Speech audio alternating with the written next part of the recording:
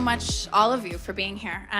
As I said, this is awesome. It's so incredible to see so many faces, especially women here at Postmates tonight. So my name is Allie, and I lead launch and expansion here at Postmates. So that basically means that all of the new cities, the new geographic expansions that we do, both domestically and internationally, kind of fall under the purview of myself and the stellar teams that I get to work with every day. So I personally feel super honored. We have many, many incredible leaders, female leaders especially, here at Postmates, and we want more.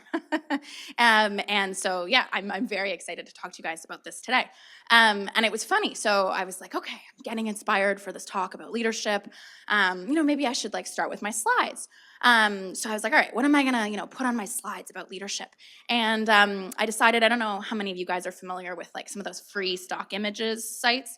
So I went to pexels.com and I typed in leadership, and this was one of the first photos that showed up. And I was like, cool, all right. He's a dude, could be your dad, maybe your grandpa. Very authoritative, cool corporate dude. And this was another one of the photos. I'm really into this guy's mustache. I think it's I actually, in the whole, the red tie, I'm like, okay, he's got it going on. And to be fair, there were a few other photos. But this next one was my absolute favorite. So legitimately there is someone, either the photographer, whoever was categorizing these photos that thought that a photo of a dude's crotch would be a really good representation of leadership. Anyways, kind of to start us out on this note, I love this quote from Cheryl. She gets a lot of exposure and not everyone loves everything she says, but this is one of my favorite quotes. In the future, there will be no female leaders, there will just be leaders. And I don't know about you guys, and the women in this room, but at least for myself, when I wake up and I go to work every day, I'm not ooh, I am a female executive, going to work. I don't really think of myself as ooh, a woman in the workplace. Sometimes I think about that when I'm one of, 10 people in a room and I'm the only woman, or 2 women in a meeting of 10, 15, 20 people. But I don't know about you guys, on a day-to-day basis, I just try to be me. And that's what serves me the best, actually. I have kind of a broad, crazy career. I won't go too much into it, but I studied actually international development and public policy, a master's in human rights, always thought I'd work for the UN, and then kind of fell into working in tech about 6-7 years ago, building an online real estate classifieds out of Africa with Rocket Internet, and then moved to the Bay Area about 3.5 years ago. So it's funny, I get sometimes questions, either at events like this, how, Allie, how did you climb the corporate ladder to success in tech? And for me, I think that question is quite funny. I definitely did not climb any corporate ladders. I kicked it and burned them down. But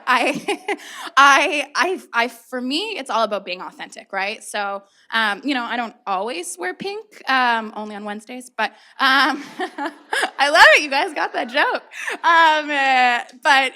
But sometimes, I was at a conference a few weeks ago, and it's a sea of dudes, and they're blue and black suits, and I'm gonna wear orange because that's just obviously I'm gonna stick out anyways. I'm one of the only chicks in this room, so I'm just gonna wear a bright color.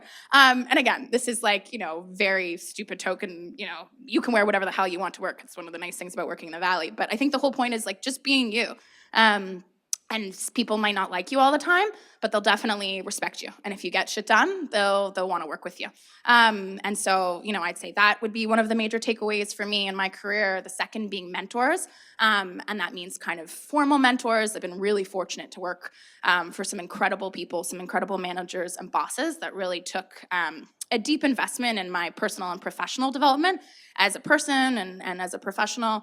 And again, you're lucky, I think, if you can, at some point in your career, someone gave me this advice when I was 23 and I had a master's in something I didn't want to do. And they said, be sure to work with somebody at some point in your career that really wants to make you better. And they kind of, they said, especially in the next 10 years, which again, I think is sort of a moot point, but the idea of something as basic as how you write emails, how you lead meetings, how you structure your thoughts and communicate. I think those things are incredibly important. And I think a lot of us, when we're working at startups, look, we're all building the plane as we're flying it, so it can be really difficult sometimes to build feedback into your cultures, but it's incredibly important. It's not just about feelings, right? It's a huge opportunity to get that feedback from above, beside, below.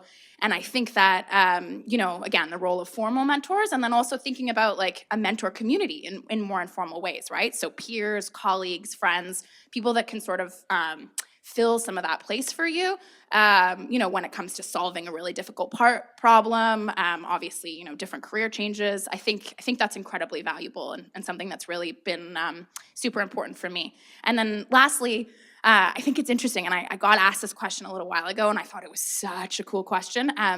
This young woman asked me, so how do I ask for more responsibility at work? Like, how do I get a promotion? Like, how do I sort of, step up to the next level? And I think obviously, the going and talking to your manager and saying, hey, like this, I'd love some feedback about how I'm doing, how I can grow and improve. And this is what I ultimately would love to do in my career. This is the problems. These are the kinds of problems I think I can solve at this company. Asking for that kind of feedback. And I think simultaneously stepping into the job that you want, right? Like seeing a problem that you know how to solve.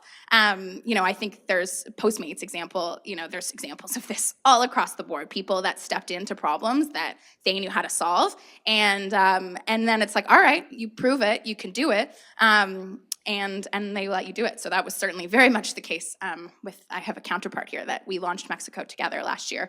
And neither of us had really any idea what we were doing, but we figured it out and it was fun. So I'd say, and then of course, very importantly, once you've stepped into that and you've proven your value, obviously making sure that you're getting the recognition and the compensation that comes along with the new role, the expanded responsibility, and the value that you're bringing. That's incredibly, incredibly important. So it's called asking for it and stepping into it, and then making sure that you're getting the recognition that you deserve. So without going over time, and they're gonna have to play me off, I'm very excited to be here, excited to hear you guys' questions, and I'm super excited for our next speaker, Heather, on growth, to take it away.